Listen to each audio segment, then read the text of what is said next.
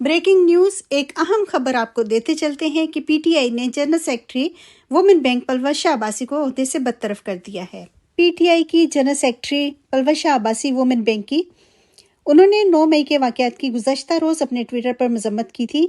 आज पीटीआई की सरबराह ने परवेज़ शाह अब्बासी की बरतरफी का नोटिस जारी कर दिया है। उन्होंने ये कहा कि पीटीआई ने परवेज़ शाह अब्बासी को वुमेन रैंक के इजलासों में अदम शिरकत के बायस बरतरफ किया है और परवेज़ शाह अब्बासी ने अपनी 9 मई की ट्वीट में ये कहा था कि वुमेन विंग जीएचक्यू के हमले के वाक़यात हैं, वो शर्मिंदा हैं और वो इस शर्मिंदगी के वाक़यात की मज़म्मत करती हैं। उन्होंने ये भी कहा कि उम्मीद करती हूँ कि इमरान खान साहब इस वाक़या का नोटिस लेंगे और वो ये भी देखेंगे कि किस तरह से इन चीज़ों को बढ़ावा दिया गया है।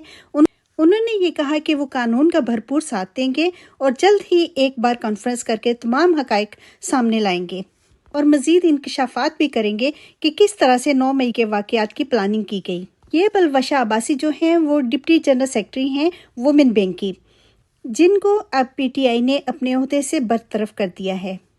मज़ीद तफसील के लिए चलते हैं हम मेन स्टूडियो में।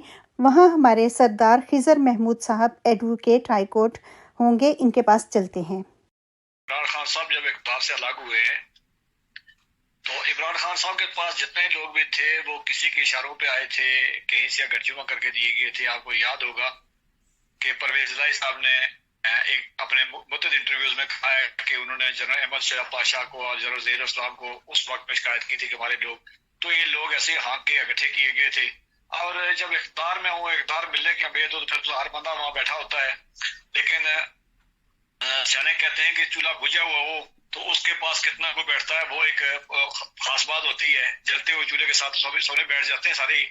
अब जब इमरान खान साहब एक साल से उनका जो बयानिया था उस बयानिया के अंदर जो है वो लगातार तब्दीली आती रही है और याद रखें एंटी एस्टेब्लिशमेंट बयानिया पाकिस्तान में चलता तो बड़ा बहुत अच्छे तरीके से चलता है, लेकिन उसका एक और अलमिया ये होता है कि उसकी कुछ हदूद वक़ूद होती हैं। उस हदूद से अगर बाहर पाँव रख दिया जाए तो वो फिर जो है वो सर्वाइव करना मुश्किल हो जाता है और फिर जब बाहर रखेंगे तो फिर बहुत सारे लोग जो है वो साथ नहीं चल सक रहे। देखें पंजाब हो गया, KPK हो गया, यहाँ एंटी एस्टेब्लिशमेंट बातें तो बंद कमरों में बड़ी की जाती है, जिलसे में की जाती हैं, लेकिन आवाम जो है वो कभी भी पिछले 400 साल की तारीख ये कहती है कि कभी एंटी एस्टेब्लिशमेंट रहे नहीं है, स्पेशली पंजाब के अंदर। अब जब 9 मई का वाक़या हो गया उससे पहले आपको याद होगा कि इमरान खान के और जंगीर तरीन के दरमियान इख्तिलाफात पैदा हुए। जंगीर तरीन अपना एक ग्रुप लेके अलग हो गए, उसके पहले राजा रियाज वाला एक ग्रुप जो है वो अलग हो गया, लेकिन उनके साथ जितनी इमरान खान साहब ने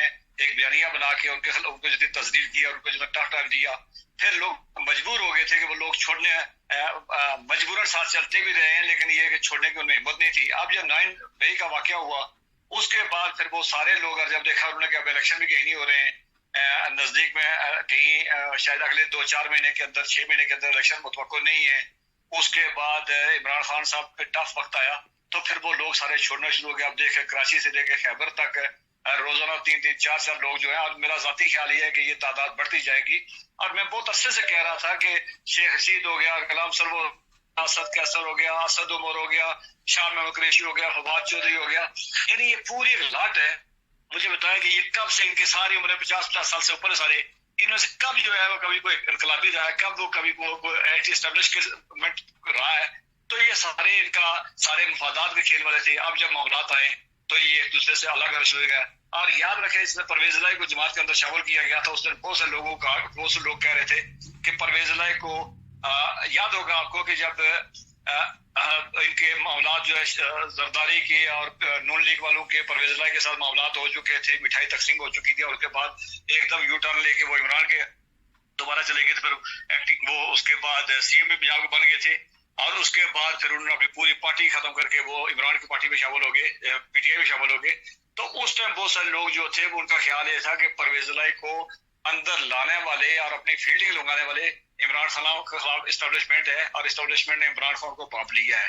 इमरान खान का अंदाजा हो चुका है, तो किसी वक्त भी कोई एक छोटा सा मौका तलाश करके इनको क्रैकडाउन किया जाएगा और जमात को खत्म किया जाएगा या इसका इतने टुकड़े कर दिए जाएंगे कि इसको कंट्रोल करना आसान हो जाएगा। तो ये सारा उसी सलसल का एक हिस्सा है। आप देख लें परवेज़ इलाही बिल्कुल खामोश बैठा हुआ है। शेख रशीद जो है पिंडी में जहाँ पे शायद किसी का छुपना देख लें, वो फयाज हसन चौहान وہ بھاگتا اس نے جا کے پھر خود گرفتاری دی، اس کے باقی سب نے گرفتاری دی، لیکن شیخ رشید کسی پروں کے نیچے بیٹھا ہوا ہے. یہ ایک بڑی دلچسپ بات ہے. اور بلکہ شیخ رشید لوگوں کے بارے میں کہا جاتا ہے یہ مخبر ہوا کرتے ہیں. اور اس کی شیخ رشید کی 70 سال کی جو ہے وہ تاریخ گواہ ہے کہ شیخ رشید نے ہمیشہ ایسے لوگوں کے ساتھ ہی رہا ہے. اور اس کا جو ہے وہ آنکھیں کہیں اور ہوتی ہے، قدم کہیں اور ہوتے ہیں، نشانہ کوئی اور ہوتا ہے، یہ اس کا ہمیشہ طریقہ کار رہا ہے. تو اس طرح کے لوگ اب عمران خان صاحب کو اپنا تدبر سے یا سیاسی بصیرت سے اگر معاملات کو کنٹرول کر سکتے ہیں تو کر لیں. ورنہ جیسا کل امریکہ کا ایک وہ ٹیلی فونک کال بھی جو ہے وہ ریکارڈ آئی ہے، دیکھیں وہ ریکارڈ کرنے والے نے کال کیا کہ عمران خان کی ساری باتیں اس نے ریکارڈ کی ہیں، لیکن وہ سامنے میڈیا پہ آئی ہے، لیکن جو بی بول رہی تھی آگے اس کی کوئی بات نہیں آئی ہے. تو اس طرح کا سارا ملا جلا رجحان یہی ہے کہ عمران خان کے ساتھ کے پتے ٹوٹنے شروع ہو جائے. ابھی تو چھوٹے چھوٹے ٹوٹے ہیں، لیکن یاد رکھیں کبھی بھی کسی درخت کو جب ہوتا ہے تو پہلے چھوٹے پتے ٹوٹتے ہیں، اس کے بعد پھر وہ گرتے ہیں، پھر تھوڑے مضبوط اور پھر ٹہنیاں اور پھر ٹال جو اسے ٹوٹنے شروع ہو جاتے ہیں.